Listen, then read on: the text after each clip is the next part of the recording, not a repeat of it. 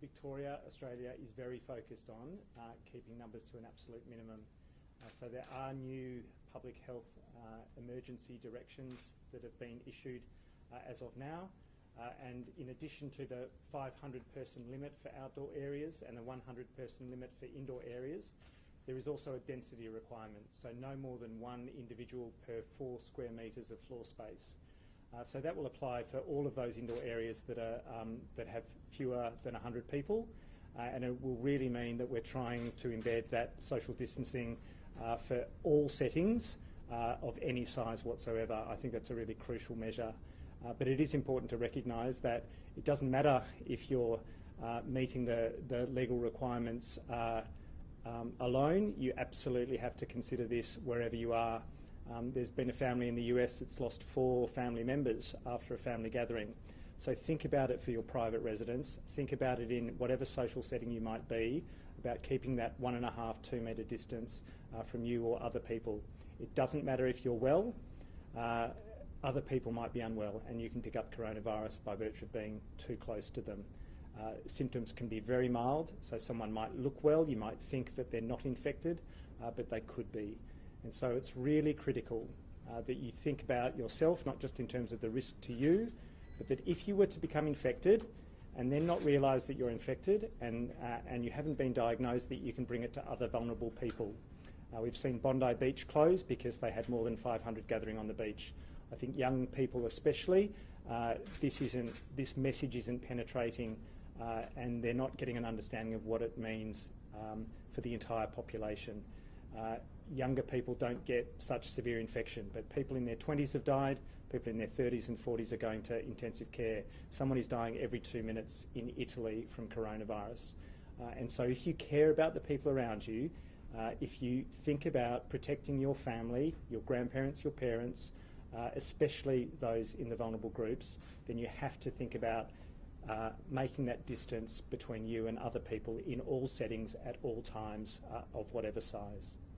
Happy to take questions. You've adjusted your advice on Crown? Yeah, so as you know, the direction on internal gatherings was reduced from 500 to 100 people, and so Crown was no longer compliant.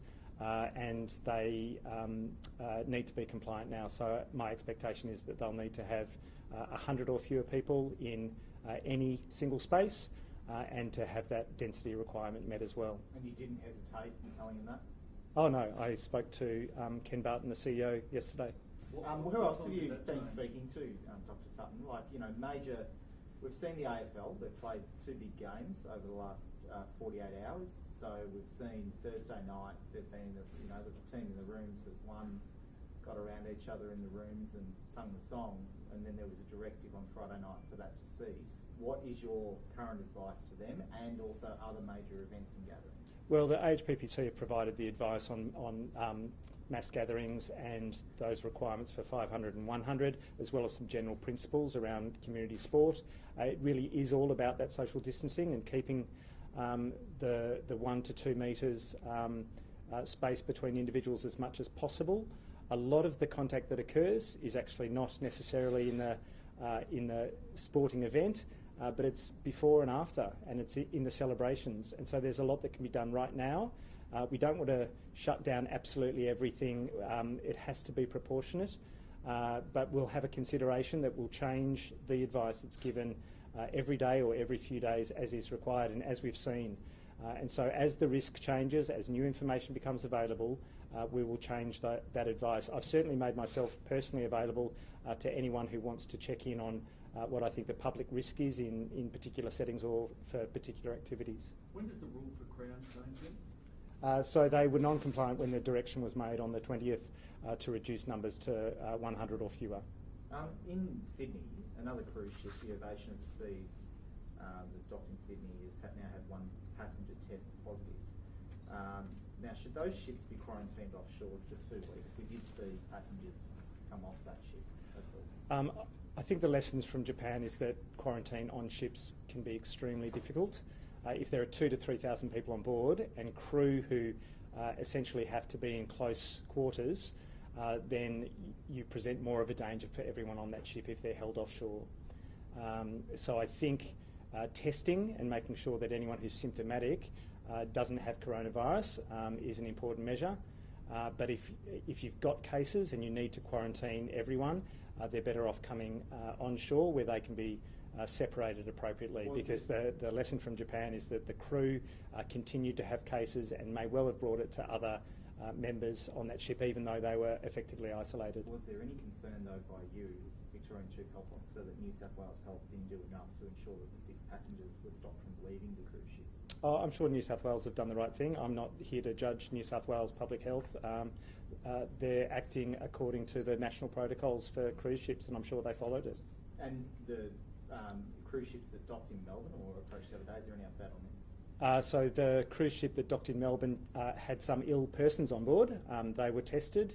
They were all negative, and everyone has come ashore and they're in quarantine. It's treated like an international arrival, even though it left from Melbourne, didn't enter port anywhere else, but it was in international waters. And so effectively it's Victorians heading out and coming back, but are in quarantine regardless. So it's pretty precautionary. Is it accurate that people at screening centres are only tested if they've been overseas or if they've been in touch with a confirmed case? That has been the guidance up to now. We're expanding the case definition, so we're expanding the guidance for testing so that people who haven't travelled can also be tested. It's always been the case that people who are presenting to hospital with pneumonia, regardless of their travel history, are tested, and so that's been a mechanism to pick up people who haven't travelled to try and detect community transmission. But with an expansion of testing capacity now, we have an expanded case definition so that people who have compatible illness who may not have travelled, we're going to get a wider net to pick up community transmission. It's absolutely the case that we want to find both the higher risk group who are return travellers, but also any community transmission that might be happening. I think the point. When is that going to change, and what is the new wider definition? So there's a wider definition for hospitals that is applied across the state, but for Victoria we're also focusing on testing anyone in an aged care setting who has respiratory illness, and obviously the healthcare workers, again regardless of travel, to be tested, and to not constrain testing to those with pneumonia, but to anyone with respiratory illness who might be in hospital. Australia's... Sorry, you go. Last week you said that there was a shortage of testing available in Australia and all around the world. Has that changed at all? I think there's still some constraints. We want to be able to do really significant amounts of testing compared to some countries. You know, we're doing 10 times as much on a population basis, 10 times more than the US, for example. And we're doing levels that are not dissimilar to South Korea. I know they've done thousands of tests, but for our population size, we're doing reasonably well in comparison to a bunch of countries. But we want to have as many tests available so that we can carry this right through and expand as much as possible. But we've seen a significant increase in testing capacity just in the last week. Australia has jumped around 100 cases in a day. Why is the trajectory not changing yet? Are we doing enough to flatten the curve and slow the spread? We will review that every day. I think part of the uptick in cases is that we've gone to a level 4 travel advisory, so that obviously flagged to Australians to come home before they might get stuck. You know, there was a requirement for quarantine, so some people might have also returned more prematurely, and we might have had a rush of people back to Australia.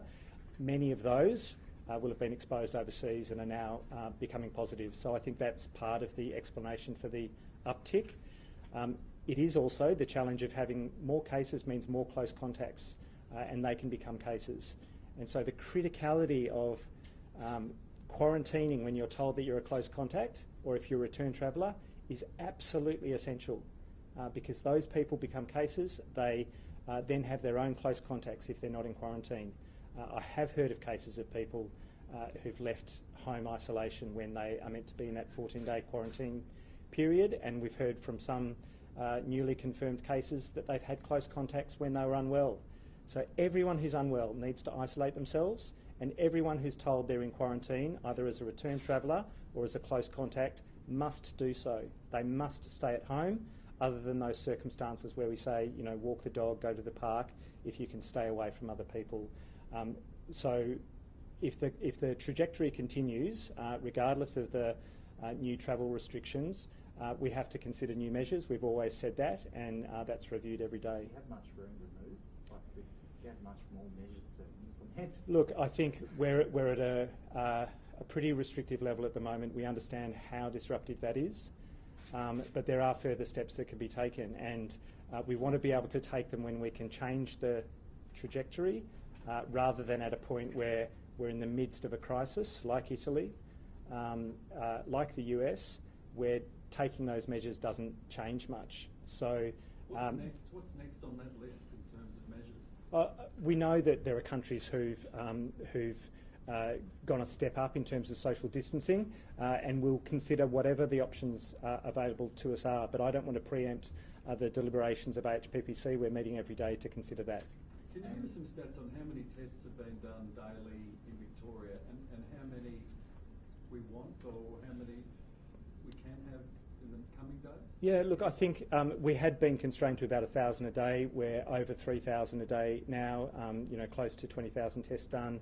I would like to see several thousand that we can do every day. I would like to see people to be able to get a test in a few minutes and get a result back as soon as possible. So that testing capacity means that people can get a result quickly and can get a test done as soon as they're symptomatic, because isolating those positive cases very early is a critical control measure as well. Is that a practical option for you to go and get tested and get a result in a couple of minutes? I think some of the point of care testing where you get a result in 20 minutes are being worked through. The TGA needs to consider that from a quality assurance point of view, but I know that there are already some tests in front of the Therapeutic Goods Administration for consideration. As soon as they're approved and quality assured, they'll be rolled out, no question. And vaccine-wise? Sorry? How are things looking from your perspective on the vaccine? Vaccines take a long time. They are typically 10 years. So everyone will work on this now, and it might be 12 months or more, even with everyone's focus on it. But I think we're in such extraordinary circumstances that everyone needs to focus on vaccines, and that it needs to be accelerated to the fullest extent possible. If there's a breakthrough, if there are opportunities for a vaccine to be tested in the human population to go beyond animal studies or in vitro studies, then we should do it, and we should give consideration to how serious the situation is. Schools as well. If we just cover schools quickly, your advice to schools at the moment. Obviously, we've seen they're going to have public schools going to have pupil-free days to get schools basically ready to stay open. But at what threshold do you say to the schools you need to shut? Again, I think that's something that AHPPC will consider every day. We've got relatively low levels of community transmission, but we have to think about all of the potential. It's been flagged that school closures is an option in Victoria. I'm sure it's an option nationwide, but it'll be on that daily review, and the call will be made if required. Are you happy with the private schools taking their own stance?